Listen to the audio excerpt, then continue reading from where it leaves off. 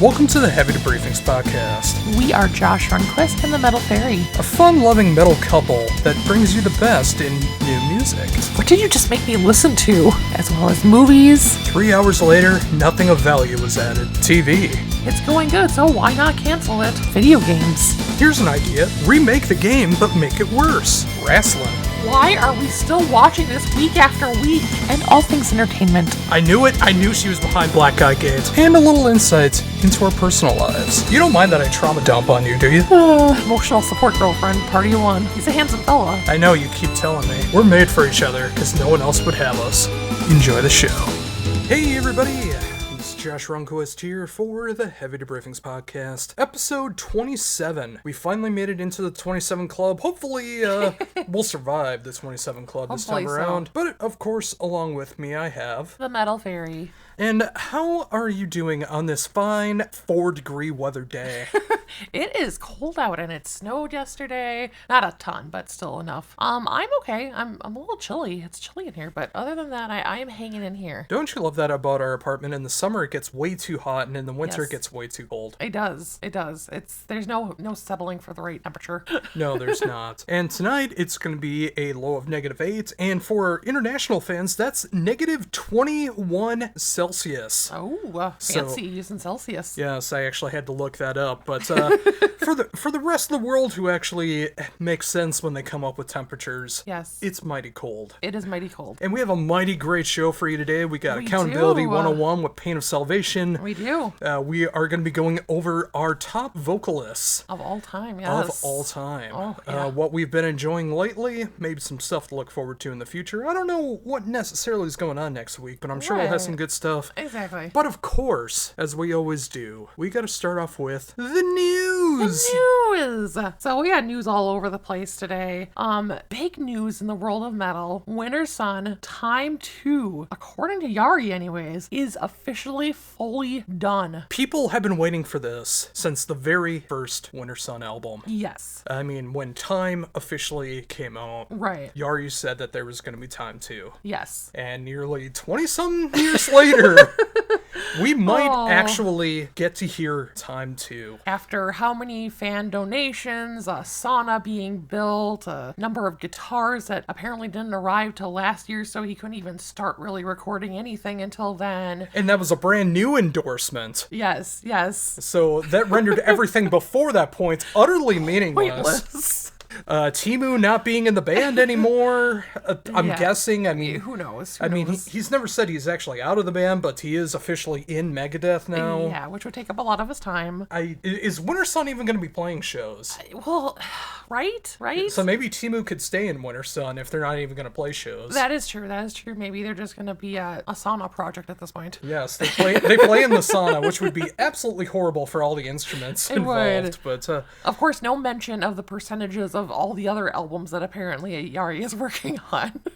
Yet I remember distinctly the last time he did a percentage post. Yes. Time 2 was completely at the bottom. Yes, it was. He wasn't even working on it. He wasn't thinking about it. No. So what changed? Did he just compile them all together and be like, okay, here's Time 2. I'll make the fans happy for a second. Or are the other albums even a thing anymore? Who knows what goes on? Well, that's why I'm wondering mind. if there's even going to be shows, because it seems like he's going to be putting all of his focus into all these other 27 albums. Right. So, when is the time to even going to be able to tour? And just imagine putting a set list together. You're not even going to be able to play a song off of every album that you have going on. No, he doesn't even know what he's doing anymore. Now, we actually had a very fortunate incident. Well, not incident. It was actually a good time. Yeah. Back when we first started dating. Yes. We actually got to see Wintersun. Yes. And Flesh God Apocalypse at a children's theater in Eau Claire, Wisconsin. What a venue. Which I imagine was the only metal show that they ever had there and ever will. I'm sure. Now, you were such a fangirl for Wintersun back in the day. Yes, I love Timu. You love Timu. I still love Timu. You bought a Wintersun flask despite the fact that you rarely, if ever, drank in your life. I know. I still have it, though.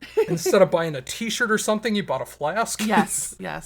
Yeah, we saw them at a children's theater, so, it's like it has that little extra bit of creepiness to it. It does. Especially for Flesh God. I think it works seeing them in a theater. It was very fitting for Flesh God. And, obviously some things have happened since then. They put out the Four Seasons album. Yes. Since then. 4 songs, all songs well over 10 minutes long. Do you remember that album at all? It's not one I actually revisit often, though, so I listened to it at the time, but... But then a whole bunch of stuff started happening after that. Yes. And is it fair to say that your fandom kind of dwindled after that point? Yeah, I mean, I will always love the first Wintersun album. It's amazing. In Time. Yeah, In Time, They have 2 albums. Yes, yep. But the first one is the one that I love even more. It's just, it's Little so Winter good. Madness. Winter Madness, yes. Like today. Exactly. But it's hard to really support and stand by Yari after all the crummy things he's done, I mean, don't get me wrong, it's not like crummy in terms of comparing it to some other people out there today, but it's still just kind of like shady, I don't know. Yeah, I enjoy Wintersun. Yeah. I do. But Wintersun became a meme. Yeah. Like, with all the stuff that happened, pretty much holding Nuclear Blast hostage for more money, and then doing the crowdfunding, getting a sauna, the guitar endorsement deals. Right. And the only thing in almost the last 10 years was a 1.5-minute long guitar demo, which was available for 2 weeks, and then he took it away. Yeah. They didn't just become a meme. He played into the meme. Yeah. And even with the Time 2 stuff, all week, you'd have this very cold backdrop with a percentage in the center. Yes. Just playing into it. Yeah. And I feel bad for the rest of the band. Like I said, I love Timu. And the rest of the band could be wonderful people who have nothing to do with his crap. But I don't think they're involved. I think they're told what parts to play and then they just go and record them. That's certainly the impression I'm getting. Well, I think everybody except for the drums, Yari might even just do it. Maybe. And isn't that the case with every solo album? I play everything except for the drums. Right? It's true. But, so do you have any expectations for Time 2? Honestly, no. I have zero expectations. It could be amazing. It could be just a conglomeration of all this random stuff that he's worked on thrown together just to put something out there. Who knows? I feel like he's kind of gone off the deep end. I don't know where he is anymore. And who knows, like you said, the involvement of the rest of the band. So who knows? Are you going to check it out? Oh yeah, I'll check it out. Absolutely. How can you not at this point? Well, that's just kind of where I'm at right now. It's just there's no way this is going to be the magnum opus of all metal albums of all time. Oh, no. People have built it up to be. That's true. It's like this folklore of metal that could never possibly live up. It's a fairy tale that was never going to come true. Yeah, and now, who knows? It could be out next week. Yeah. It could be out in 2030. I have no idea. Well, yeah. I mean, if the album is 100% done, does that mean, the album art is done? Does that mean, all the mixing and mastering is done? Who knows? It could drop today as we're recording this, for all I know. It could. And if they do build it up, why are you going to build it up? You've already had people wait this long. Why don't you just drop it if it's 100% done? Yeah. It's all a mystery with him. It's madness. Winter madness. It is winter madness, right? All right, we got some other news we got to talk about. I got to get out of this. Yes, Howard. Okay, so some other music news. So Slipknot is being sued by the Joey Jordison camp, essentially, his estate, from the band profiting off of his death, essentially. Yes, they have a traveling roadshow that they do along with Knotfest, where they have different merchandise and things owned by the band or used by the band for albums and live shows and stuff like that. And apparently they have a bunch of stuff from Joey Jordison, like drum sets and shoes and outfits and stuff like that, that's a part of the museum. Yeah. Apparently, all that stuff was supposed to be going back to the Joey Jordison estate, and they're literally making money off of the death of Joey Jordison when it comes to that. Yeah. Now, I don't know if you have to pay an extra fee to visit the museum while Knotfest is going on. Right. I don't know if that's a part of the ticket. Regardless, it's people are paying money and you can go see something that's supposed to be back with the family family and the estate. Yeah. How does that feel for you? I mean, obviously, if it's supposed to be with the estate, it should be with the estate, period. No arguments against that. As far as, like, the making money off of it part, I feel like I'd have to have more context around it. Like, is it, like you said, do you have to pay to go see this thing? Is, like, his part of it, like, something special? Or is it kind of, like, everything Slipknot all together? Because then it's a little bit harder to narrow down, like, yes, his estate is losing money because of this, you know what I mean? But at the end of the day, though, like you said, if it's supposed to be going to the estate, it should be part of it. And the other thing is the previous album, apparently after Joey Jordison's death, they started saying, like, the album is in tribute to him. Supposedly, like, the week after the album came out, kind of trying to boost her sales, supposedly. It may be true, it might not. I don't really know. It's all kind of just speculation at this point. But, it's a little tug-collery. It's hard to say. I mean, because obviously they were band members with this guy, so maybe they were trying to pay tribute to him, but at the same time, you know, there's things that can be profited off with it too, so it's kind of gray area all around. And it's funny because they have an album called The Gray Album, which is about one of their founding members, Jim Gray, dying. Yeah. And that was an album literally in tribute to him, in the title and everything. Yeah. The latest Slipknot album has nothing to do with Joey Jordison. They're just saying it's in tribute to him a week after the album came out and around the time Joey Jordison died. Gotcha. I gotcha. So it wasn't like a planned thing. No, it wasn't a planned thing. So, like, are they trying to make money off of it? Or? It's hard to say. It's so hard to say. It is. Or maybe it's just like, oh, he's gone. I really feel bad about this now, so we're going to pay in tribute to that. And that could be. I know about regrets all too much in my life, so I get it. Yeah, for sure.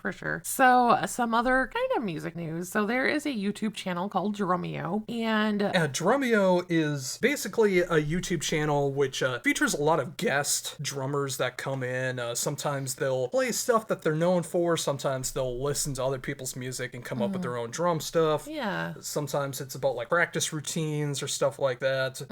They also have a website where you can learn how to play drums, and they have, like, sheet music and charts and stuff like that. But yeah, a huge amount of different drummers have been a part of there. Yes. And one in particular has kind of struck a chord with the metal community as of late. Yep. So Mike Portnoy, formerly and now currently again of Dream Theater, appeared on there, and he was one of the guests who was hearing a song that they weren't necessarily familiar with, didn't know exactly who it was, and were to kind of lay down their own drumming for it. And it was a Nickelback song. And that alone. Yeah, that alone is kind of a shocker because, you know, you don't, I mean, a lot of people wouldn't necessarily put Dream Theater and Nickelback together, but especially prog nerds of the world, oof, it's a touchy little subject. Oh, they got up in arms. They did. But in talking to Mike Portnoy, the Drumeo channel that is, they learned a little tidbit about how Mike Portnoy almost played a show with Nickelback as their drummer. Yes, apparently their drummer was going in for, like, back surgery or something like that, and there was going to be a festival in Vancouver.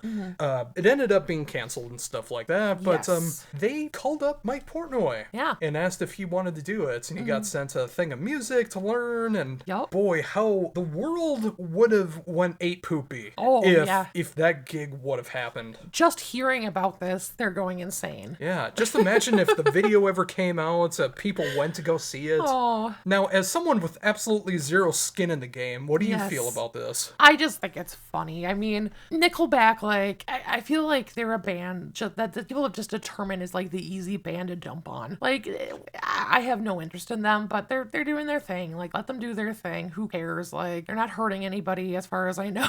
So, like, but whether it's prog people, whether it's, like, people who hate Ghost and saying they sound like Nickelback, like, it's all over the board. Like, people use Nickelback as, like, a terrible thing all the time, and, like, they don't realize that people partner up with people all the time that you wouldn't think of. I mean, Devin's worked with Nickelback, or not Nickelback, with Chad Kroeger. Yeah. So, like, calm down, people. It's not the end of the world. Just a side project. And you brought up a point without even realizing the point. Yeah. Whatever band's the most popular is the one that gets crapped on the most. Oh, yeah. And at one point, that was Nickelback. Yep.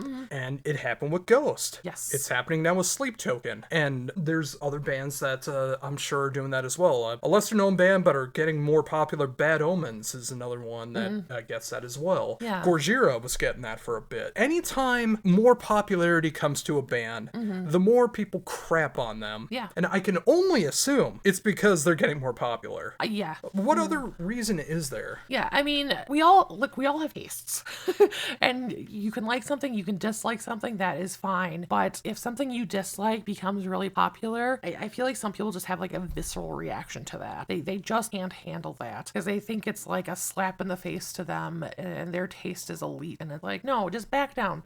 And the other thing I don't understand is we live in 2024. Yes. Unless you work retail. Yes. You are not subjected to any kind of music out there. No. Any kind. Why do you care about something that you don't have to listen to? Why put your energy and time into like tearing something down or tearing the people who like it down? Like, just don't listen to it. Don't pay attention to it. Go on with your life. Find something you do like. Like, are you really hearing Sleep Token at Target? No.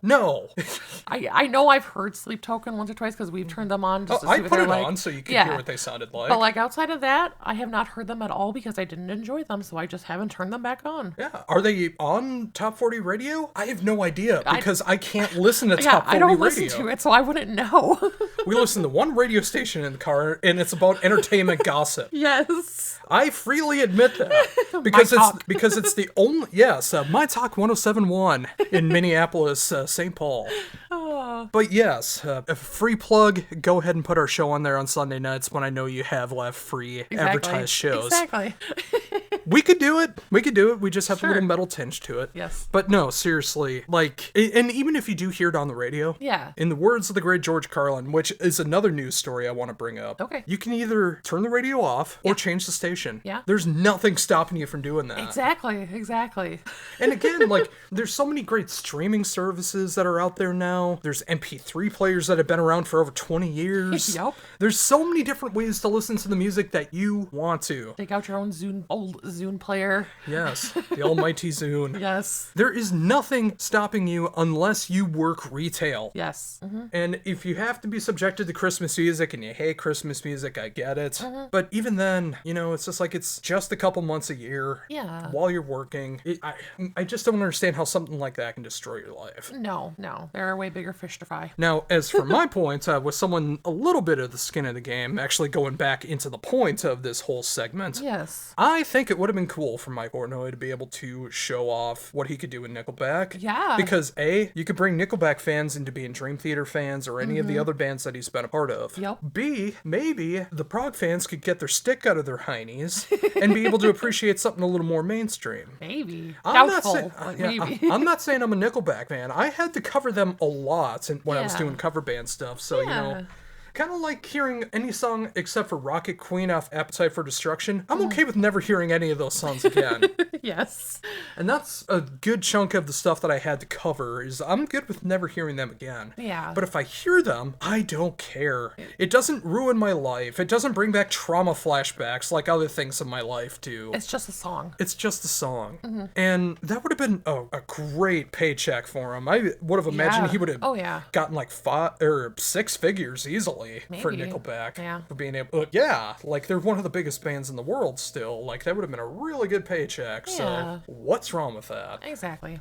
Now, that's the point I want going back into the Carlin stuff. Yes. There are 2 comedians online who have decided to dabble into AI. They are going to be putting out a new stand-up routine. I don't know if it's video, but it's going to at least be audio. Yeah. Where they've basically wrote into ChatGPT and all the other AI stuff and filtered it through the voice of George Carlin. Okay. So George Carlin has an AI stand-up special that's going to be coming out soon. Okay. Yes. Where it's like he's doing a new stand-up routine in 2024. Yeah. Except it's not him. He's been dead since 2009. Yeah. That's gross. That is very gross, is it not? It's not his material, so don't put his voice on it. Yes. And you're gonna profit off of this? Like, yes. Forget it, dude. No. Yeah, that is really messed up, is it not? Yeah, that is disgusting. The special is called George Carlin, I'm Glad I Died. Oh, jeez. Is the name of it. Well, I mean,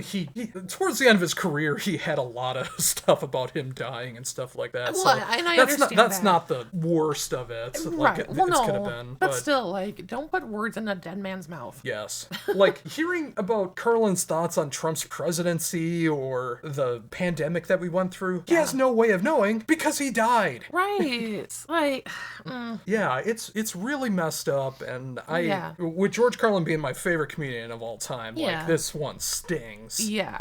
And I wanted to wait for the show to get your initial reaction out of that. Yeah. Like, I never really got your opinion on him. I don't think he really cared.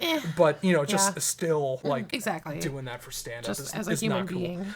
So, how do you think that works for, like, AI in general, though? Like, if people are doing that for stand-up, I mean, is it okay if they do that in gaming? Is it okay if they do that in music? Is it okay if they do that for other things? I mean, I guess it depends on, like, are they doing it under the name of somebody who's dead? Or are they doing it under their own name as a living human being? Or are they doing it under an AI, guise? Well, that's another thing that's going on right now is Yeah. apparently some video game companies, and because it wasn't in a contract, because the idea never came around, Yeah. which is the whole idea of like how the AI strikes were happening last year, in video games, they're taking the voice actors' voices, putting them through AI, and coming up with new dialogue Okay. for different games and stuff like that. Yeah. How do you feel about that? I mean, are the people getting paid for it No. still? Well, then no. I mean, Yeah, they never said it. They're just taking their voice and putting it through an AI thing. I think that's messed up then. I mean, unless they, like, agreed to it, but I can't imagine agreeing to that. No, they didn't agree to, because like when they signed contracts with stuff, that wasn't really a thing until Yeah. like a couple years ago at most. Yeah. No, that's messed up then. You should be paid for your work and either have the choice to do the work yourself, or, I mean, if you are okay with an AI, like, doing your voice, fine, but you should still be paid for your rights. And that's what's going on in the world right now. Like AI is affecting everything right now. Exactly. And it's pretty messed up, the things that are going through. And Scary, because it's very scary. who knows what levels it'll get to. And Black Mirror. deep fakes. Yeah. It's already out there where you can put anyone's face onto, let's say, adult entertainment. Yeah. And make it look like that person is a part of it. Oh, yeah. That's already a thing. I'm sure. Do we have anything else left in the We news? have two more things. So up next, in a little bit of wrestling news, Jim Ross might be finally retiring. Yes, there is talks that he wants to call Sting's final match, and that might be his final match that he covers. Yes. His contract is running up on Valentine's Day, Yes. which he's had since 2019, which is a good long contract, 5 is. years. It is. Which, that's hard to believe. That's already been 5 years. I know, right?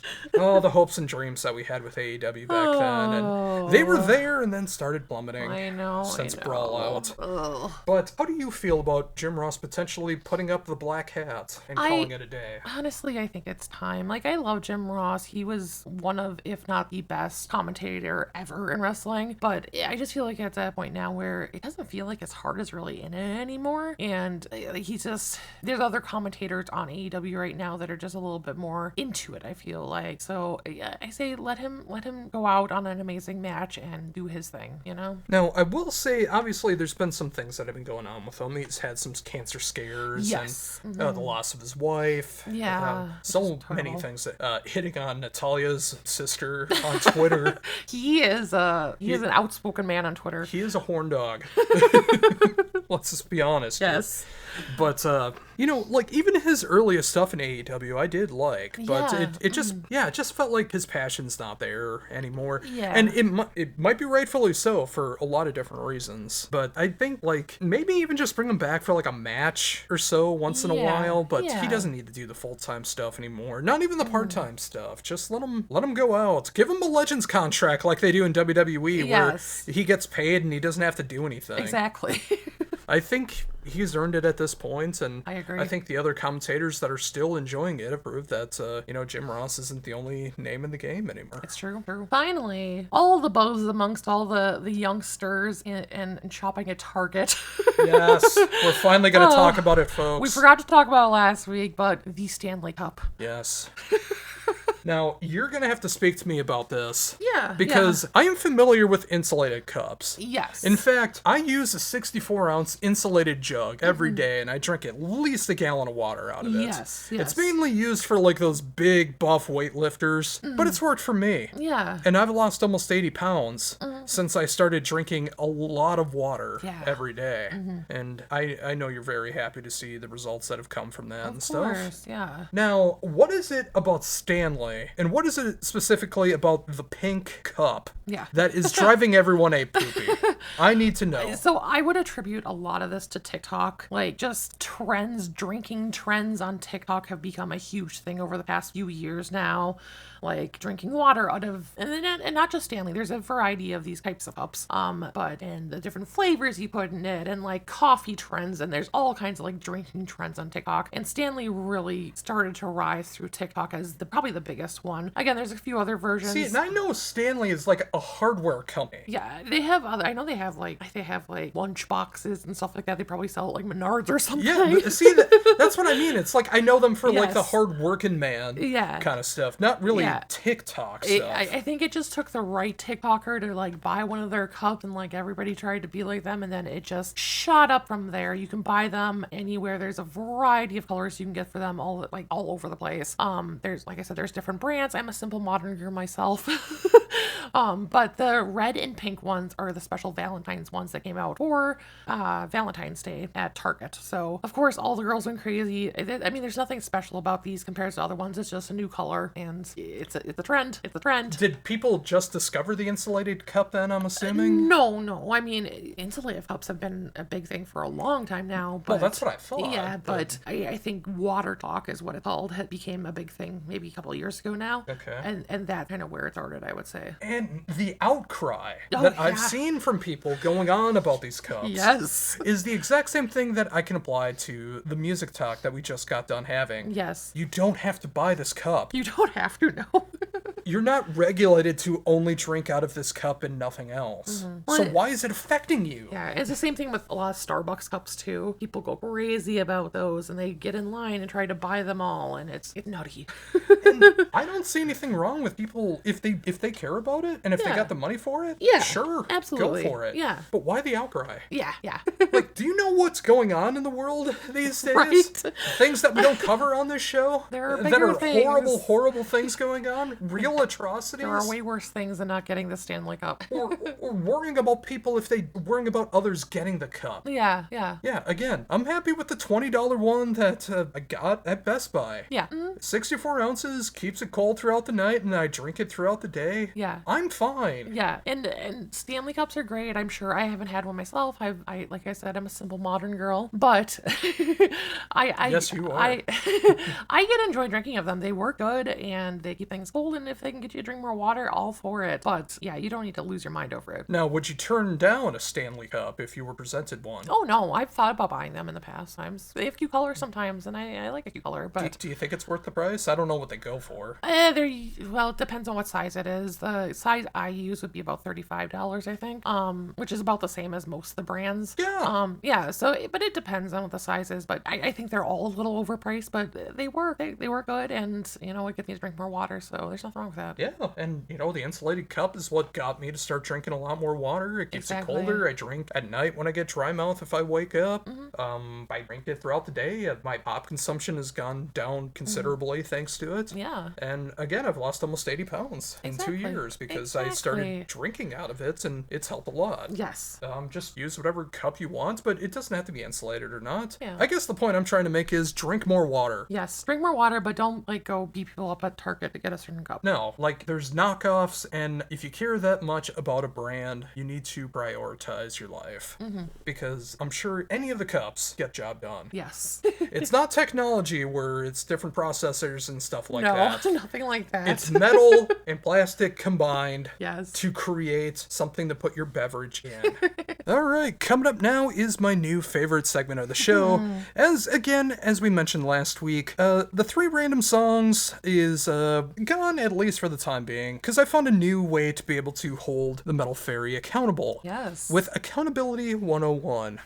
Now, for anyone who thinks that we're taking a jab at accountability in modern times, the Metal Faerie came up with this name, so, you know, you can send your hate mail to her about accountability for what people say and do online. Oh, dear.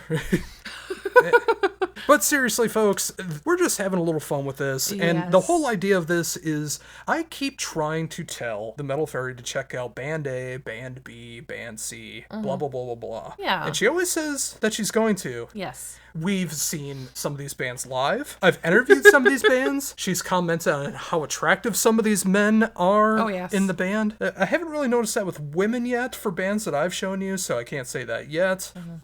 I play these sometimes ad nauseum, but you can't like or dislike a band until you check them out by yourself on your own free time and make a decision for yourself. And this past week, we had one of my favorite prog bands. Yes. Well, at least 50% of it. Half of it is a little rough for me. Well, maybe less than a half, but close enough. Yeah. The band from Sweden known as Pain of Salvation. Yes. Featuring the ever attractive Daniel Gillow, especially since he started doing his Brazilian dance fighting of capoeira. Now, this is a band I've talked to you about since 2013. Yes. And you've never checked them out yourself. No. I know you've heard a couple songs along the way. Yeah. Sometimes you've liked it, you said. Sometimes you didn't like it. I never really got your impression of them. But before actually checking out stuff, did you have any impression on Pain of Salvation? I mean, I knew Daniel was an attractive man, and I was kind of on the fence with him, like you said. I mean, like, there were some stuff that I enjoyed, some I didn't enjoy quite as much. So I was curious, like, what it would be like in an entire album. All right. And I tried to go with the one that I think you would enjoy the most. Yeah. It's got some of the biggest songs that they have on there. Ashes is the biggest Pain of Salvation song. They made a music video first for that. That's where most people got to know them from. And one of my favorite motifs in music is played twice throughout this album.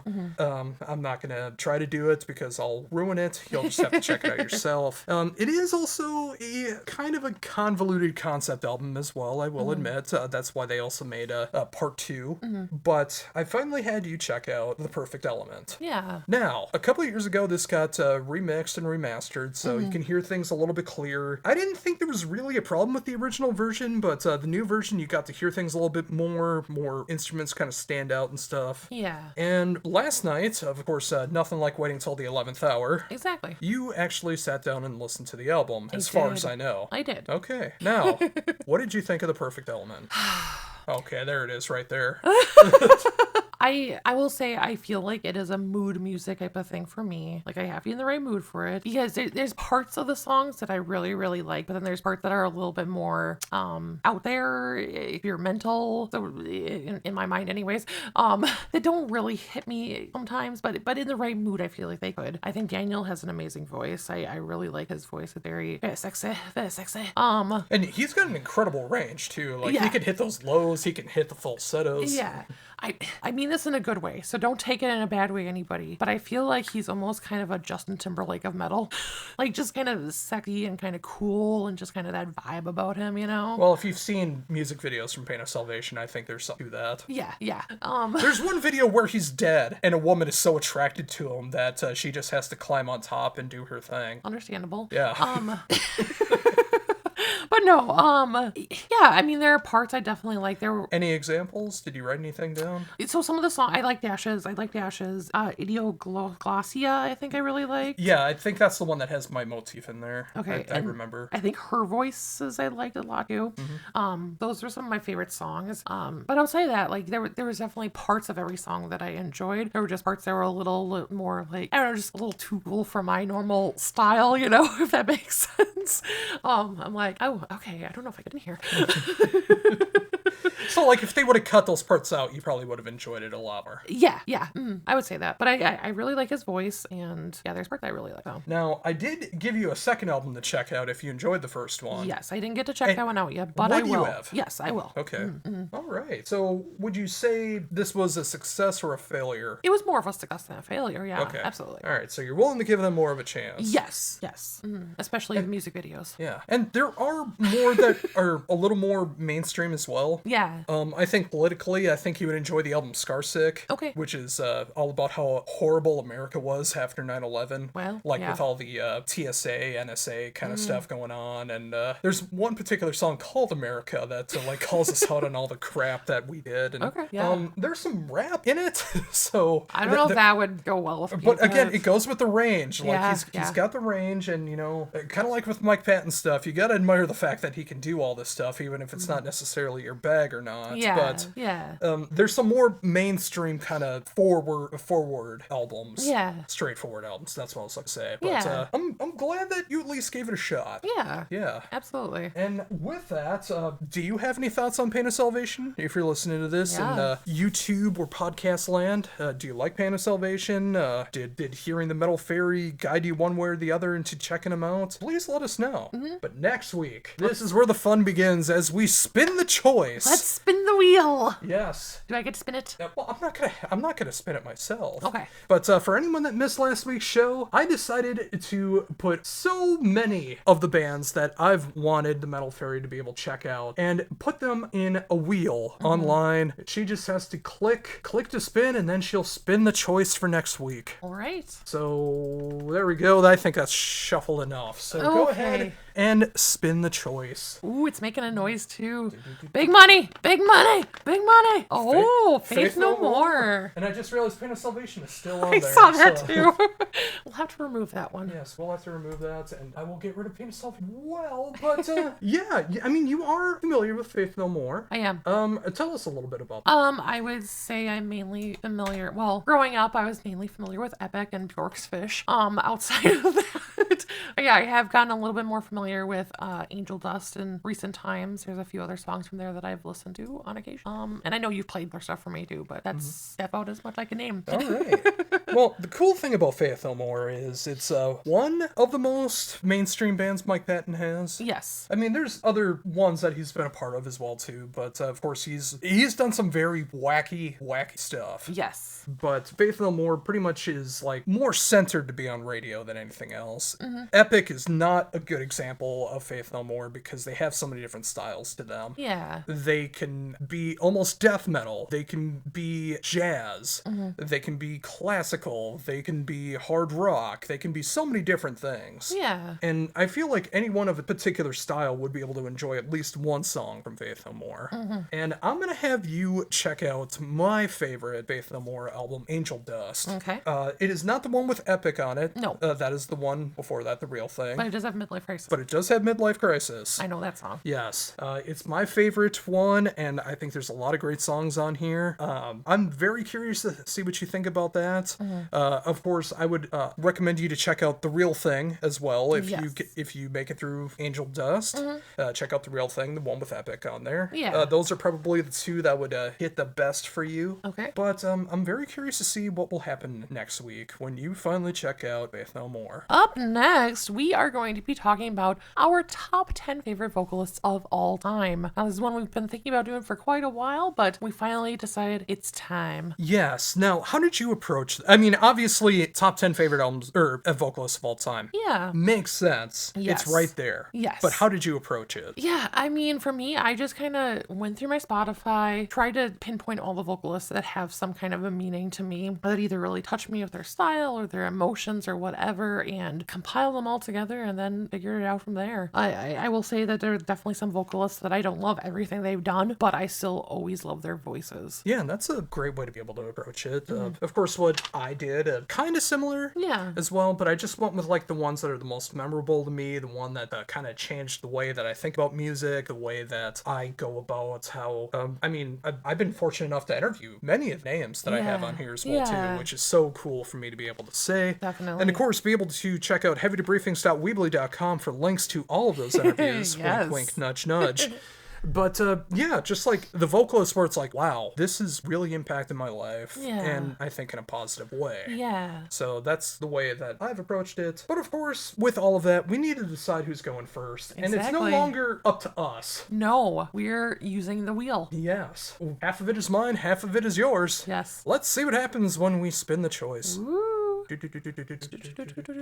Oh, the Metal Faerie is going first. I am going first this time. That's fair. That's fair. Fair. I went first last week. Exactly. And there's the congratulatory stuff going on. Fireworks and everything. Okay, my number 10 is Sharon Denadel. You might know her from Within Temptation. I also understand what you mean now by not enjoying everything that they've done.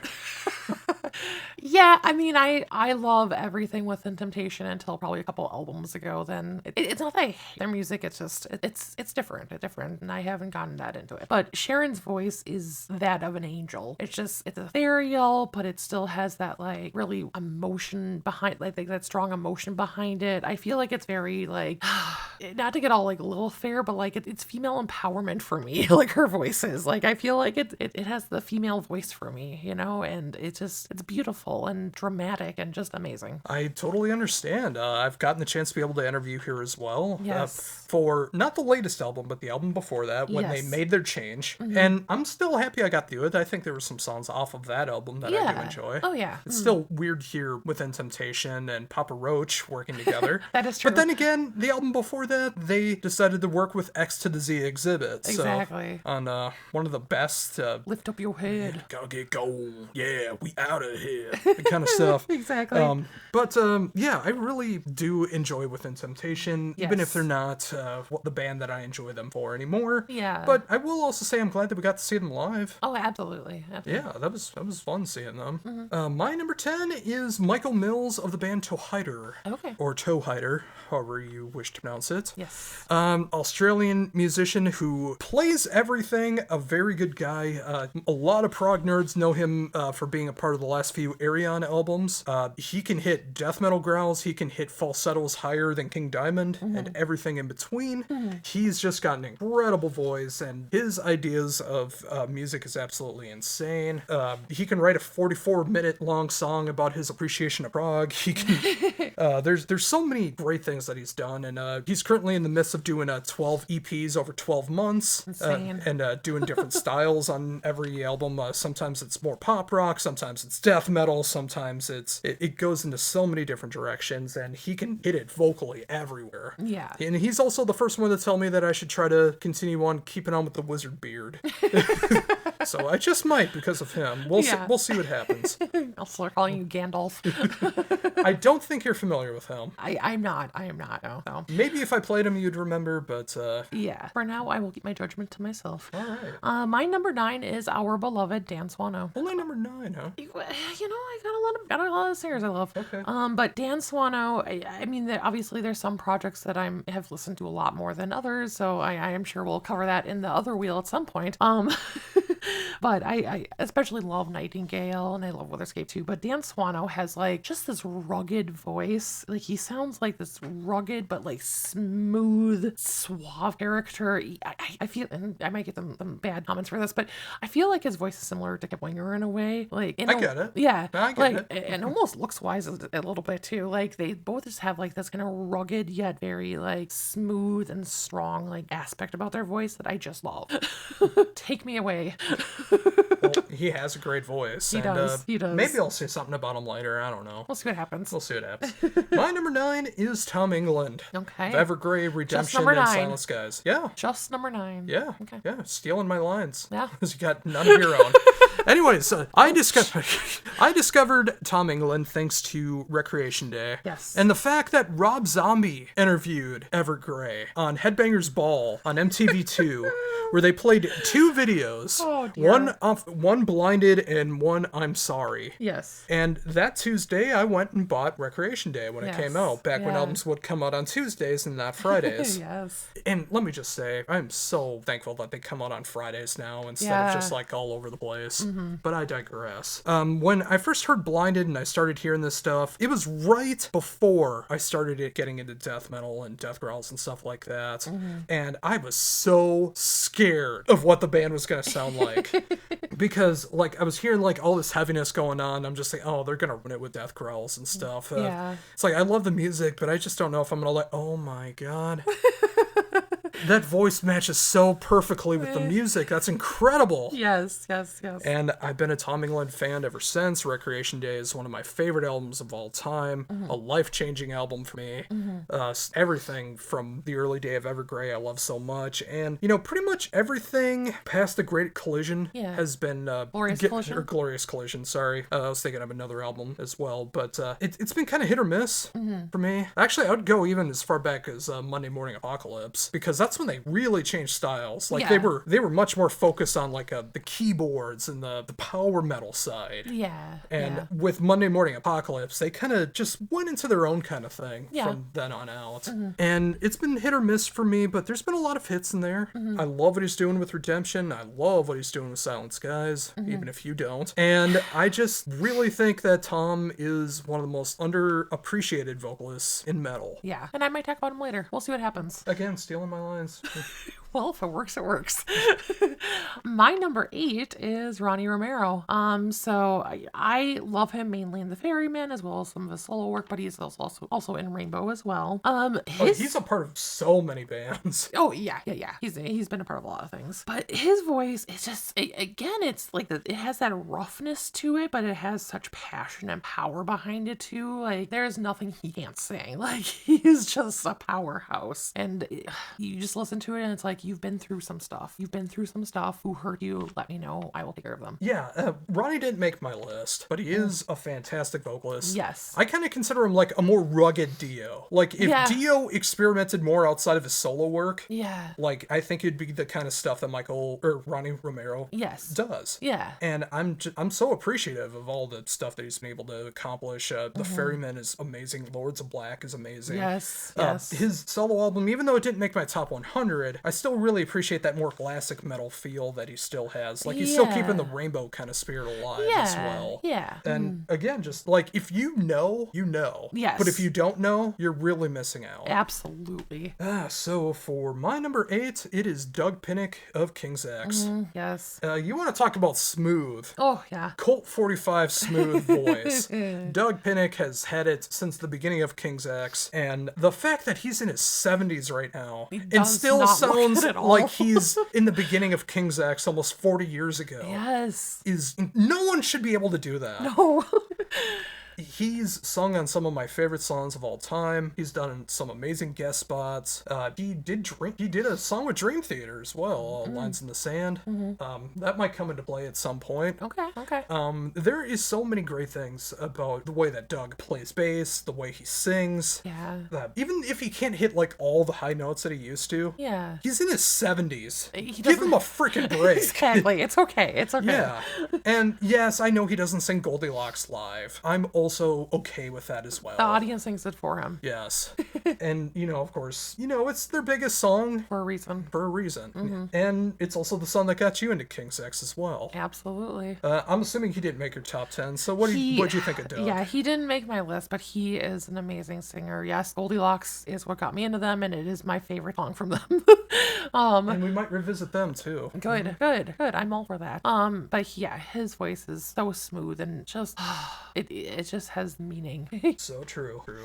My number 7 is our other the beloved, Warhol Dane. Warhol Dane, yes. So of Nevermore, Sanctuary, a lot of stuff. But again, he's one of those voices that almost has like that strain, that roughness with it. But pain. Yes, but still is so powerful, and it just fits the music so incredibly well, and the lyrics are just perfect.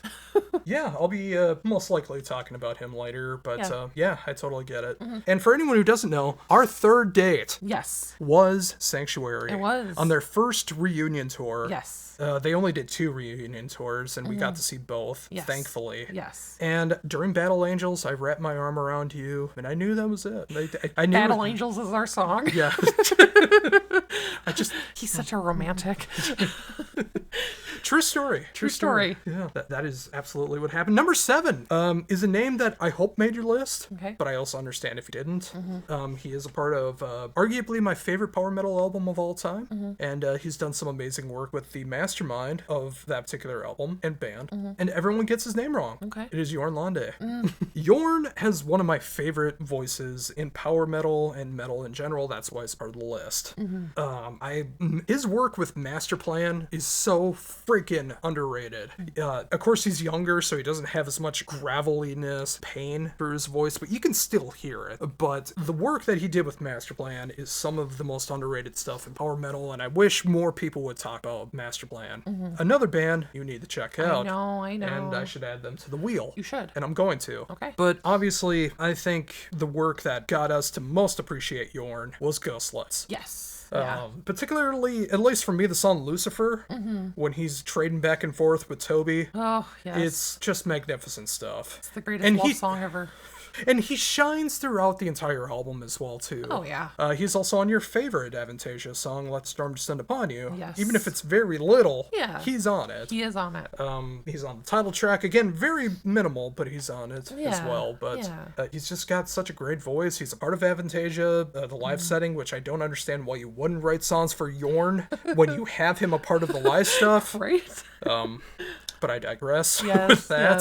yes. I just think he's severely underrated. I wish he was doing more of the power metal kind of stuff as well. Dracula. Yes. Dracula as well. The first Yes. album of Dracula. Swing of Death. You can't hear it anymore on streaming, but if you have it, it's amazing. So good. So good. Check out the Master Plan stuff. His solo stuff is a little more classic metal, classic rock, and he's been a ton of covers lately. But it's all good stuff. Yeah. He did not make my list, but he was close. But I love his voice. Like you said, Dracula, Avantasia. I also love Alan Lande. Their band together. Like, oh, there's so much really good stuff there. But yeah, he's an amazing vocalist. My number 6 is Ville Lehala of formerly Sentenced and Poison Black. And now his solo work. And now his solo work, which I'm not a huge fan of so far, but we'll see where he goes in the future. Grungy Finnish folk. Yeah. It's a weird mix. It is non-mix. But his voice, it's super deep. It's got that Peter Steele deepness to it. But it's also like very sexy, very broken sounding. Just Dream me, my darling. I can fix you. I can fix you. Just But give maybe me a he chance. doesn't want to be fixed. And we can live with the way he is. I will take it. Sold. Poison Black or Sentenced? Oh God, both. I mean, Sentenced, but just by a smidge. I wish the last Poison Black album was available on streaming as well too, even though I have it. That was the album that got me into Poison Black. Yeah. But I've been a Sentenced fan ever since high school and stuff like that. So the Funeral album is another one of those life-changing albums. Yes. I really started to appreciate Finnish metal because of Sentenced. Not him, not Sonata, not any of these bands. Sonata was my gateway. It was Sentenced that Yes. really got me into Finnish stuff. Yeah. Even though I did like him. Oh, I did too, yeah. I didn't associate them with the Finnish stuff. Yeah, It was yeah. Sentenced where that happened for me. But even though he didn't make my list, yeah, absolutely a great choice. And I Yes. completely understand why. My number 6, Annika van Giersbergen. I kind of figured she was coming at some point. Yes. Getting to see her live kind of twice was pretty incredible. Yeah. One with the Gentle Storm, which of course was a one-off side project of Arjen Lucanson. Yes. Arjen Lucanson. And then also getting to see her perform with Devon. Yes. And that was pretty much like the big farewell to the Devon Townsend project, as I've learned. Like getting to do that last show with them in the States, and then him going solo pretty much after that. I think that was a great way to be able to finish that off. And a one-up on a lot of Devon Townsend fans who will never get to see that live. Yeah. But of course, she was a part of The Gathering, which is another severely underrated band. Yeah. Kind of doomy, alternative rock kind of stuff. And she was just so young when that came out, too. Yeah. And, all of her amazing solo work that she's done, all the amazing guest spots. Voice of an angel. And, of course, speaking of that, going back to prog power stuff, that's how you got to appreciate a little bit of Arion. Yes. With probably the only song that you'll ever care for from Arion, Valley of the Queens. Yes, I love that song now. That's the song I listen to in my car when I want to sing. Pretend I'm a singer. don't you do it right now? No, that's okay. All right. Well, we probably can't afford the copyright strike anyway. That is true. That is true. But yeah, that was magnificent being able to see that, and yeah, I got to see Ariane Sans live. I was so happy to see that in the States. But her voice is incredible, and I can't wait to see what she does next. Yeah, she's not on my list, but she has one of the cleanest voices I've ever heard in my life. Like, just spot on no matter what she does. I feel like another Van Gierbergen is going to be on the list. No relation, but I just have a feeling. I'll give it to you now. Diane did not quite make my list. Really? She was very, very close, though. With how much you talk her up, I thought she was going to be on here. She was on the bigger list. Okay. But she just didn't quite make this list, but I love Diane. Yes. Okay, fair enough. My number 5 is Roy Khan, formerly of Camelot, now Conception, and he's done other things previously too. And now. Well, yes. He just has one of the most haunting, beautiful, suave voices. Like, he is the beauty to my beast. Like, Thank you. Yes. What am I, chopped liver? No, I'm the beast. Oh. I'm saying, like, his voice is so beautiful, but, like, he has that kind of theatrical side about him that is just so brooding and just... so good. I miss his voice with Camelot. I felt like, even though I love Tommy, like, Roy's voice just gave it that extra dark theatrics I love. Tommy sang Ghost Opera to you. I know. He kind of did. Kinda? He sang right to you. I know. If you're not familiar, back when used to cover more shows and everything. Yes. Before the pandemic and all this stuff, we covered Camelot and Dragon Force, and you were my camera girl. I was. And you went into the pit. I did. And during Ghost Opera, yes, he sang right to you so you could get some pictures, and maybe he wanted you to go backstage, although it would have been upstairs backstage for the green room there. And I would have. You would have had to climb some stairs, but that's okay. You got to go through what you got to go through. It's true. We visited that green room a lot. We did. It was really nice. It had a shower, which you don't really get at venues. I know. Sorry, I just miss all the Minnesota venues here. They're all going away. I didn't like the stairs in the back of the building, though. Like, they did have the elevator that we took. Well, that is true. But yeah, that's just a little side section there of all of the Minnesota venues that have gone bye-bye. Yes. Basically. Yes. I think the Caboose is gone now, or at least they haven't promoted a show since like September. Exactly. I think it's just like the Amsterdam and Fine Line for like the shows that we go to now. Yeah. Mill City's something else now, isn't it? It's nothing now. Oh, it's nothing now. Okay. Yeah. Well, that's what I mean. Like, it's there's a reason why so many tours are skipping Minnesota, because they have nowhere to play. Oh, we should talk about our favorite Minnesota memories at some point. Our favorite concerts and memories and stuff. Yes. You're hearing it here first, folks. Maybe next week. Who knows? We'll see what happens. All right, Freddie Foreshadow. Number 5, the king of the falsettos and just diamond on the eyes. It is, of course, King Diamond. Nice. Who is one of the most polarizing vocalists in all of metal. Yes. Either you love him or you despise his vocals. Yeah. There's really no in between. No one's ever gone, meh, whatever. No, it's like you either love everything King Diamond has done, or you just hate his voice. He has those perfect operatic falsettos. When he gets into the mid-range, it kind of has like a Dave Mustaine, Megadeth kind of feel at times. Yeah. But he focuses so much on the falsettos, which is great. Of course, he started off in Merciful Fates, which most people knew him for, and then he went solo, and now he balances both. He promised both Merciful Fate and King Diamond albums will be coming out this year, but we'll see what happens. He said that before the pandemic. Yeah. So I'm hoping it will at some point. Getting to see King Diamond live, getting to see Abigail in its entirety live. Yeah. And of course, the alternative artwork, which hangs above our TV. Yes. Getting to look at that every day. I was so proud to be able to get that. You also got to see Exodus, which was odd pairing, but it also kind of worked as well. Yeah. It was nice to have something a little bit different. Exactly. But yeah, King Diamond is the king for a very good reason. Yes. And just one of the best. Absolutely. He did not make my list, but I will say I'm of the population that loves his voice. It's so good, and it's horror metal. I mean, if you like horror, how can you not love his voice? And cheesy horror at that. Yeah. Like, if you love your B-grade grindhouse horror movies, how can you not love King Diamond? Exactly. Whatever. My number 4 is Matthias Blad, formerly a Falconer. Again, he has such like a well-trained voice, because I mean, he does like theater outside of the main music he's done. Real theater. Musical theater. Real theater. But like it's just so trained. Like he has the power when he needs the power, but he also has like that hurt, just emotional side to him when that's needed as well. And it's just so clean and so on the spot. Yeah, and the fact that we got to see Falconer's last ever show. Ugh. I did Falconer's last ever in-person interview. Yes. With the entire band. Yes. Obviously, they did some interviews like online and stuff like that after. Oh, yeah. I was a part of that as well from Undying Ember. Yeah. But I got to do their last in-person interview. That's always going to mean something to me. And he's incredible live, whether they're doing like a full-scale power metal assault, whether they're doing the acoustic songs. No, the acoustic best. Like, if he lived here in the States, he'd be a Broadway star. Absolutely.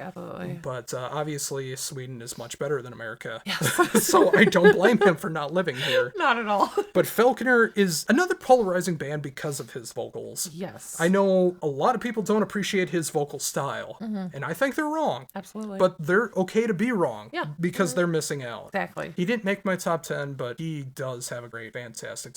Now, I have a feeling this one will be somewhere in your top 4. Okay. It might even be number 4. I have no idea. I can't read your list because I'm blind as a bat. Well, I just gave you my number 4, so. Oh, sorry.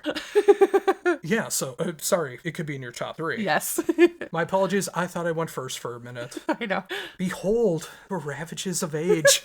My number 4 is not the 80s pop singer of the same name. Okay. It is the man who replaced another fantastic singer and was known for only 3 albums from this band, but then went on to form another band that lived on for 2 albums, and then another a band that currently has 2 albums and a bunch of guest spots. The big bad legend, Howard Jones.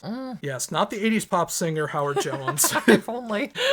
Howard Jones, he has the smoothest cleans and some of the most devastating screams that you will hear in music. And I know a lot of people listening to this, I know a couple people offhand that I could call out right now, and I probably should, but I won't. That won't give Killswitch the time of day because they are labeled as metalcore. And all I can say is you're missing out on one of the best vocalists in metal. Yes. He hits everything that he needs to, and it's funny because we saw Devil You Know at a bowling alley. We did. And you couldn't have cared less. Not at all. I had no idea. I don't even know why you went with me to the show if you didn't care. I think we got him for free because we snuck in ahead of time. Well, it doesn't matter now since that venue's gone. So yeah, we might as well admit it. We just went there early enough. Well, it's a bar too, and like you could eat there and stuff. So we just kind of went in and hung out. And same with POV since that's gone now too. Yes. That was a nice little hint. Get there before the door guy. And order food because food. They're not always gonna they walk around to most people, but they miss some people. Yeah. Tips that you can no longer use. Yes. From the Heavy Debriefings podcast. But yes, he was amazing live, even though the acoustics were terrible because it was freaking bowling alley. But it was the only time I've gotten to see Howard Jones so far. I hope we can change that at some point. Yes. Be it Light Torch or any other thing that could happen. We forgot to mention that in the news that the album is in completion. The new project with Adam D and Howard Jones. Yeah. Which I'm very excited to see what's going to be happening with that. Absolutely. Yeah, he's one of the vocalists that got me into Screams and Growls along with Michael Lagerfeld. He helped me become a metal fan, all thanks to the Freddy vs. Jason soundtrack, which sounds so strange to say nowadays, but it did get me into metal, and I'm so appreciative for that. Yeah. I'm appreciative, even if you didn't make your top 3, I'm so appreciative that you have an appreciation for Howard Jones now. Yes. So he's not in my top 3, but here's what I'll say. I kind of purposely left him and Jesse off the list because I feel like I'm still getting into my Killswitch Engage love, so to speak, and I want to get fully into them before I decide where they could be on a list like that. That's fair. And I will say I didn't put Jesse on here, but he probably would be in my top 15. Yes. Mainly because like the lyrics that he writes just hit me so freaking hard. Yeah. And it's so relatable because we've lived very identical lives. Just take out the drugs. Yes. We've lived identical lives. Yes. Okay, so my number 3 is Mr. Tom England. Oh, there he is. There he is. He has more soul than any human being ever in this world. And it's soul crushing. His voice is soul crushing. It's so honest and just almost pretty, but not really because it's so much pain behind it. And there's not a voice out there that can make you feel more than his voice. I think there's some that can. Well, okay. I mean, I can think of one particular singer, every time you hear his voice, you start to cry. Well, that's more about the lyrics, my pet. I know, but does he or does he not? Sure. But I'm talking about just just the bass on the voice itself. Fair enough. But yes, kind of like you, some of the more recent albums haven't quite been there for me. Although Glorious Collision was my favorite album from Evergrey, I will say that. And the first album you checked out, wasn't it? Yeah, no, I had heard a couple songs I think before that, but that was like the first album I checked out. That's what I said. That was the first album you checked out. Sorry, I thought you meant is that was the first like anything I checked out. From Sidebar: this happens all the time. I know he thinks he's a snooty pooty, and no, I say one thing and then you say no, and then you say exactly what I just said. Well, I think that you mean something else. Am I wrong, or is he a snob? Let us know in the comments down below. Am I right or is she right? All right, my number 3, my hero and yours, Dan Swano. Mm-hmm. The man can sing anything that he needs to. Yes. You've covered so much ground with it. Like his cleans are some of the most sorrowful, dark, sad vocals out there. He can growl with the best of them, no matter the band that he's a part of. He's a sensitive vampire. He's a sensitive vampire. Mm-hmm. Yes, all the Nightingale albums are about vampires. Yes. Yes. Oh, not this one. It's about vampires. But no, I've gotten to talk to Dan twice. I was the only person who got to interview Dan Swano for the latest Nightingale release, and for all we know, it could be the last Nightingale release. Yeah. The live album that they did. I'm hoping that he comes out with new music again. I'd love to be able to talk to him again. He's just an amazing guy, does amazing stuff. I have an Edge of Sanity hoodie and shirt, which I'm so happy to have. And beanie. Well, that was hat. Oh. Okay. Yeah, beanie. Well, it's a Midwest thing. Anything that goes on your head is a hat. Like that. The smirk that she's giving me right now. I thought you said hoodie. No. Okay. Regardless. Well, actually, technically, he is a part of my hoodie because 2020 or MMXX, however you wish to pronounce it, he mixed, mastered, and does the song on, he does the final track on the album. Yes. So, yeah, he is technically a part of that. So I technically kind of have a Dan Swano hoodie. See? There you go. All right. See how I work that all together? Now, along with that, you feel the love. Yes. Just everything that he's able to accomplish vocally is just incredible. Of course, his stuff behind the mixing board is incredible as well with mixing and mastering. There's a reason why so many people go to him to be able to get albums to sound the best they possibly can. Yes. I just love what he does, and he's one of my biggest heroes. Someone that I've always aspired to be. And before I started going thinner on top, I started, I kind of looked like Dan Swano for a bit. Some similarities. Some similarities. It's probably the Scandinavian thing. Yeah. But just an absolute hero. Awesome. My number 2 is Miss Floor Jansen. She can do anything. She is a powerhouse. Obviously, if you don't know who she is, she's a Nightwish, formerly in After Forever, amongst many, many other things. Just so powerful, so beautiful, but so able to do anything. She can sound poppy, or she can have that power behind her. She can be operatic. She can do anything. It's amazing. And I interviewed her partner right around the time that they started getting together. Yes. Back when he just left Evergrey. Yes. To join Sabaton, and actually got an Evergrey stick. Yes. From him as well, and then another pair of sticks. He let us up on the First Avenue and to take pictures of his kits and everything. Yes. It was so cool. It was. And that was a fun show. It was. Although it's kind of ruined now because of the headliner. Yeah. But it was great to see Floor doing Vamp and then, of course, Sabaton. She is an amazing vocalist as well. Yes. She's not a part of my top 2, obviously. Not in the top 10, but she is one of the best vocalists out there. And I hope that she's recovering okay. I know. Of course, with her being a mother, I mean, is she ever going to fully recover? Right. A mother of 2 kids, but, hey-oh. But, I can't wait to see what she does next. Yes. And I imagine it's going to be Nightwish, but you never know. Yeah. My number 2 is, of course, Heavy Devin Townsend. Yes. Another vocalist who can literally hit every single note on the musical scale. He can do the deepest, darkest growls and screams. He can hit falsettos that others can't, and everything in between. He's done every style of music, from the most extreme, industrial, messed up music and strapping on lead. He's done ambient music for the sole purpose of making you feel relaxed, fall asleep. He's done country, he's done pop, he's done modern rock, he's done progressive, or is the shirt that I wish I would have gotten at Prog Power, a lower middle tier progressive metal. does so many great things, and another musical hero of mine, because he's not afraid to make music that he wants to make. Yeah. Of course, there's always going to be that fan base like you that just wants him to make Strap Young Lad, but I appreciate the fact that he wants to make music that he wants to make. No one's going to tell him otherwise. Yeah. And almost all of it I love. Yeah. Yeah, obviously he's not on my list, but he's an amazing vocalist, and yes, Strapping Young Lad is definitely my favorite from his work. But at the same time, I want him to do what he wants to do. It doesn't mean it's going to be for me to listen to, but, I don't want anybody to force themselves into something. You want more strap on me, you don't want more strapping. Well, who wouldn't? But I'm not going to be like, oh, you need to do that, or you're a terrible person. You always go to the most extreme. Quit laughing at me. You always go... She always exaggerates things when it comes to stuff like that. Like, she always goes to the deep end. It's like, it's got to be this, or it's the absolute tragedy of something. Well, you kind of made it that way. Well, an example. Yes. Like, let's say I got a little, what you call a blemish on my back. Sure. And I ask you to see if there's something there.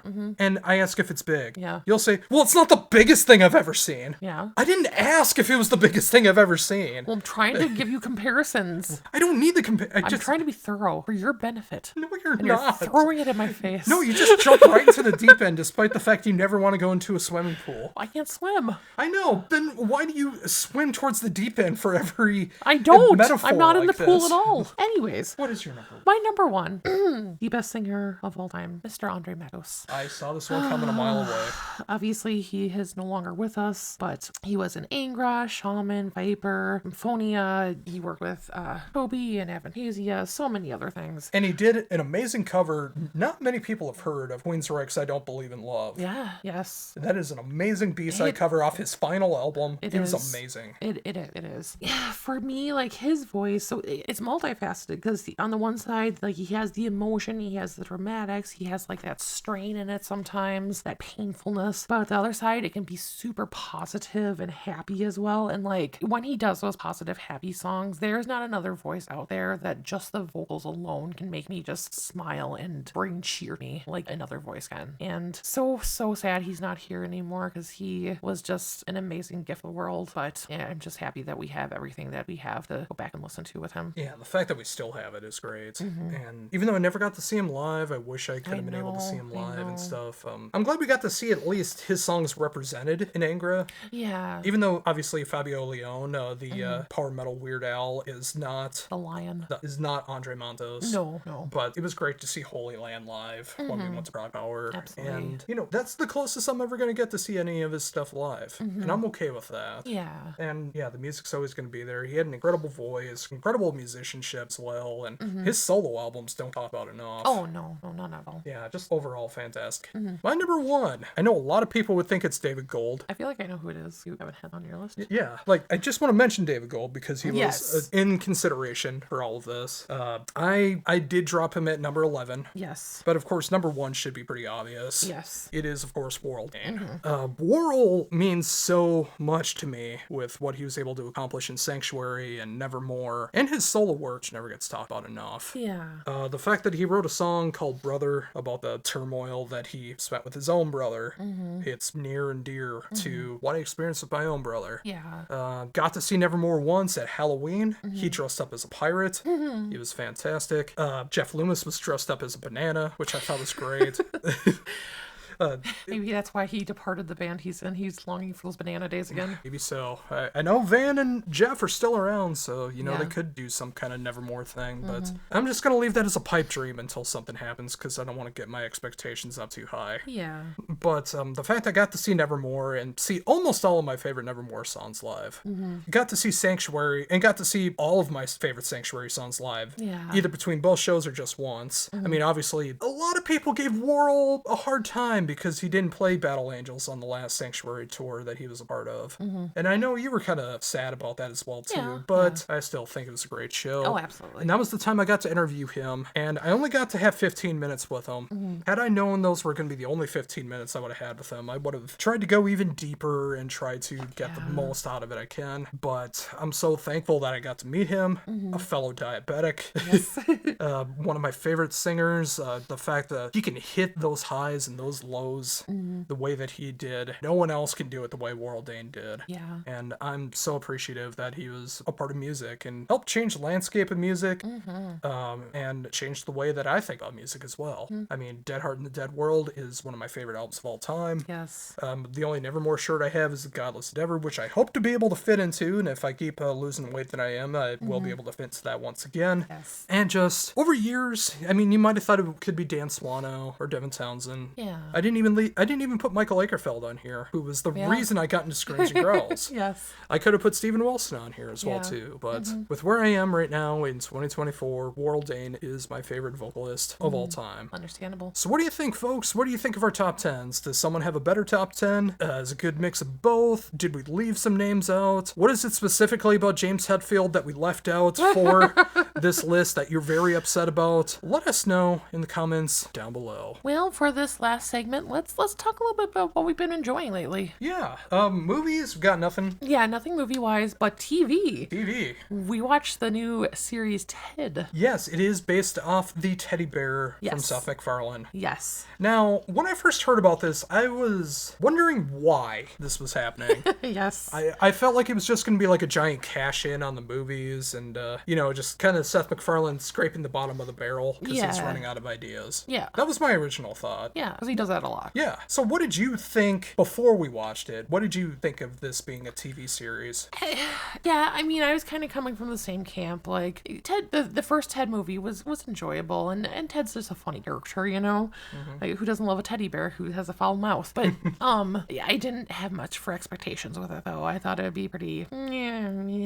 So once we actually started watching, what did you think? It was better than I thought it was going to be. Is the humor super lowbrow? Absolutely. Oh, of course it is. Yeah. Are they stealing stuff from Family Guy? Absolutely. Literal jokes Yes. that were done in Family Guy Yes. are repeated in Ted. Yes. Like, almost word for word. Yeah.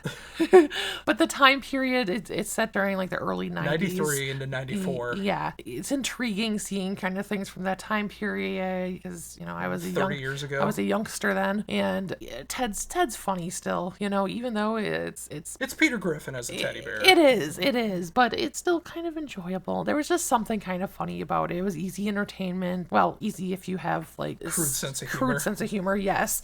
But it was fine. It was fine. It was enjoyable enough to watch. It was a romp. It was a romp. Yeah, there's things about Seth MacFarlane's humor where he takes a joke and he extends it for about like 2 to 5 minutes longer than it needs to. Yeah. And that's all throughout the show. Yeah. Oh yeah. And of course with the stolen stuff from Family Guy as well. Yeah. That said, I did enjoy it all the way through.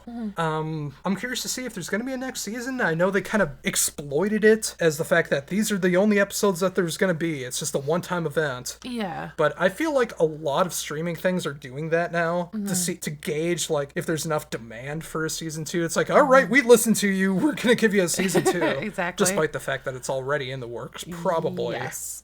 But the fact that 93, 94, I went to kindergarten in 94, so 30 years ago.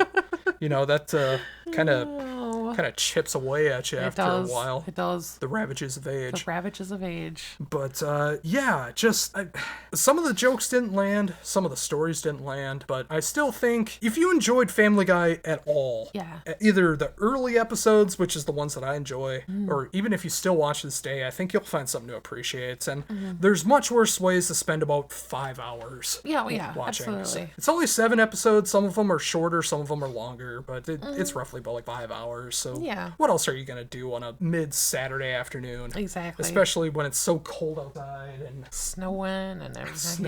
and experiencing winter madness, going back into Wintersun. Exactly. Wrestling, I think we should go ahead and say it. Yeah. This is the first Dynamite we purposely skipped while we were home. We did. We skipped it. Kind of testing out the waters what it's like not to watch it at all. And I don't know that we missed anything. The only thing that I saw was they're pretty much teasing Sting and Darby Allin versus the Young Bucks at Revolution. Which is, I don't, yeah. I didn't realize this, but Sting's never had a one-on-one match in AEW. Oh. And I think that's why they're going to end with a tag team match. Was the pre-recorded one a one-on-one, or was that? No. No, okay. They did things one-on-one, but it was like a tag team thing, and yeah. Okay. None of that was one-on-one. Interesting. Every single match has been at least a tag team, if not multiple men, 6, 8, whatever. I mean, he could at least take Ric Flair. Boy, I thought they would have done that, but I guess I thought that would have been the thing to do. Sting versus Ric Flair, final match. Yes. Although I didn't want to see it, I thought that's what they were going to do. Buried alive match. They both fall in, and the Undertaker comes out. And the Undertaker's hand comes out of the grave. Yes. And Mean Mark Calloway comes out. Yes, on his bike. Oh, dear. But, yeah, that's all I've heard. And as we're recording this on a mid-Saturday afternoon, yes, there is Collision and Battle of the Belts 9. And we're not going to watch. Nope. Because we don't watch on Saturdays. Exactly. So, I mean, we're pretty much done at this point, right? I'm pretty sure. So, I mean, yeah. like, I think we're going to watch Revolution to see Sting's last match. Yeah. Mm-hmm. You know, because of nostalgia. Exactly. But I think we're pretty much done. Like, I don't think we need to watch the week-to-week stuff. And I can't. unless it goes on the Max. Yeah, maybe then. We could save like $300 on the cable. Anyways, gaming. You played Red Dead? Yes, I played the remastered version of Red Dead Redemption. Finally available on the PS4. Yes. Even though it's been available on Xbox always. I got to play it on the PlayStation, and I thoroughly enjoyed it again. I remembered why I loved it so much. Very tragic story at the end. But of course, Red Dead 2 is as well. I mean, that's kind of par for the course of everything that goes on with it. There are always sad stories, but you know, it's Grand Theft Horse. It is. And that's what you appreciate about it. Exactly. So, you know, like the southern U.S. and Mexico, back in the turn of the century, like 1911. So, you know, some really good stuff going on there. And it's just really fun. I mean, there's been a couple times that it closed out, or I had to shut it off and restart it. But all that said, I really enjoyed it. Yeah. Didn't get to play Undead Nightmare yet, but we are playing a different kind of zombie-esque game. So next week on Friday, the remake of Last of Us 2 is coming out. So we decided we better go back and play Last of Us 1 again. Yeah, and for that, if you are interested in Last of Us Part 2 remastered, buy a physical copy because it's going to be very cheap, and then it's a $10 upgrade. Yes. Because if you buy it digital now, it is $50. Yeah. So do yourself a favor, buy a physical version now. Yeah. And just pay the $10. Exactly. But all that said, I'm very excited to be able to play that, and I still think that's your favorite one of the two, right? Part 2? Part 2, yeah. But we're going through Part 1 right now. We're not going through Last of Us Part 1, which is the official name of the PS5 version. We're playing the Last of Us Remastered, which is the PS4 version of the PS3 version. Yes. There's a lot of versions. It's a rich tapestry. Like a version. Yeah. But we basically do this every January now. Pretty much. We go through The Last of Us 1 and 2. We did this in preparation for the TV show last year, and we're doing it again this year. Yes. Just cause. And, you know, it seems like January is an important month for The Last of Us, of course, with Part 2 coming out next week, or this Friday, depending on how you look at it. Yeah. Yeah, it's fun to go back and play through it. We're really going through it. We're like halfway through already. It's been going fast this time. Yeah, we just started last night, and we're already like halfway through. Yeah. But we're also doing New Game Plus as well, so that makes things a lot easier. That is true.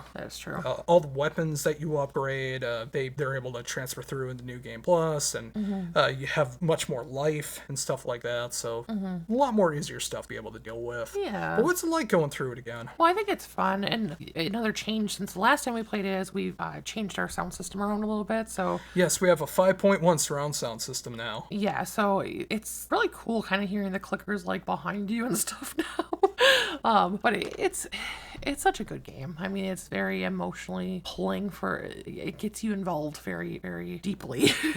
But it's still fun. It's crazy. It's everything you need in a game. Exactly. And it's just weird seeing the problems people have with it online. Again, I think it's because it is so popular.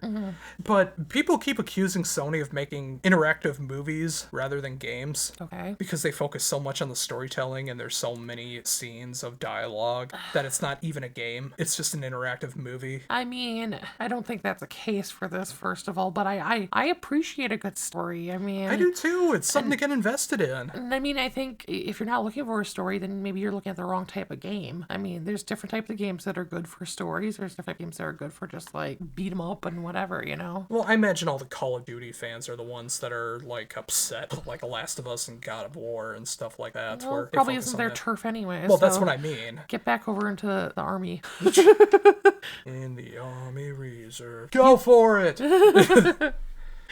But, yeah, so we'll be playing Last of Us Part 2 next week. Yes. And that's going to be really fun because, again, $10 upgrade because we have the physical version. Yeah. And if you are interested, again, I implore you, buy the physical version and just get the $10 upgrade instead of wasting $50. Exactly. Music-wise, I haven't checked out anything new, but I know you had mentioned a few new things that you heard about. Yes.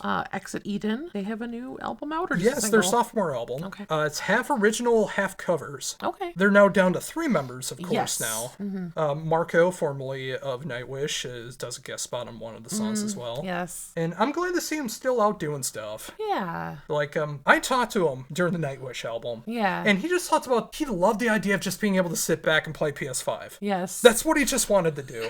And I encouraged him to do that. So I'm not saying I encouraged him to leave Nightwish. Now we know it's your fault. Yes. But no, I hope he is just taking time to relax. Yeah. And do his thing and do the occasional show with Taria. Yeah. Which I hope happens in the States one day. That'd be cool. They did Mexico, so why not US? Or if Taro did another album and came to the US. Oh, man. Now you're really reaching now. I am. But I am. That's you what I never do. know. That's what I do. Hey, To Die For's come back, so Exactly. anything's possible now. Exactly. I haven't heard the album yet besides the one song. Probably should get on that. Yeah. Of course, in a couple weeks, I will be doing, well, I'll save all the plugs for the end. Yes. But I'll be getting back into the album reviews and stuff like that. No interviews on the horizon right now, sadly, Yeah. but I'll be checking this out and I'll be talking about it on the YouTube channel, of course. Yeah. And then Isan? Yes, I just got the promo on Friday. Yeah. I'm going to reach out for an interview on Monday. I'm going to hope for the best, expect the worst, which is, the way you should live life. That way, if something Yeah. good happens, you can appreciate it a little bit more. I thoroughly enjoy the first 2 songs. Of course, it is a double album. Yeah. The one is like pure symphonic black metal, and the other disc is the pure symphonic. Okay. You heard both versions of one song, and I know you Yes. like the symphonic version more. Yes, definitely.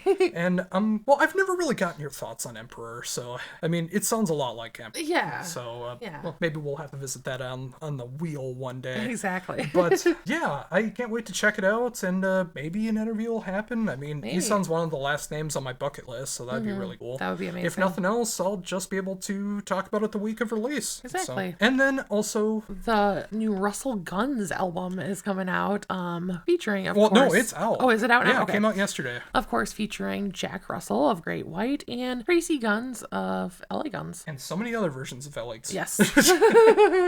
Jack Russell of so many versions of Great White It's and true. Tracy Guns of so many That's versions why of they get Tracy each other Guns. so well. Yes. I've only heard a couple songs off of it at the beginning of the album. Yeah. But it's more rockin' than I thought it was going to be. Okay. Like, it's like good hard rock stuff. Like, Okay. I was not expecting that. All right. I'm still of the mindset, even though it's not really the case anymore. Yeah. Of like all the bands that were like in the 80s, 70s, 80s, like basically just putting out ballads, like the acoustic ballads. I'm still of that mindset that that's all they do. Yeah. But that's not the case. There's actually some bands, minus Hurricane, who actually try and put out good albums these days. And at least from the first couple songs, it sounds really good. And I'm Yeah. curious to hear the rest of it. I'm curious to hear it too. I have been very laxed on checking out music because I'm still kind of in the mindset of taking a break Yeah. and stuff. And It's still early in the year. still early in the year, but again, well, we might as well get into the plugs now because this is the end of the show. Yeah.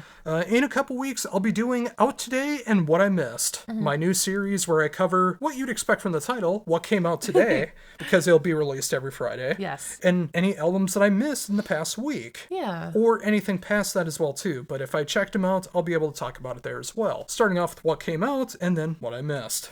This will probably make up for the lack of interviews that are going on lately. I'm not bitter. I'm not bitter at all. Not at all. Not at all. But, of course, course, we are going to be continuing the podcast. I hope you're enjoying the intro and the outro to the show. Yeah. It was really fun making those. I haven't heard anything about that, but hopefully you are.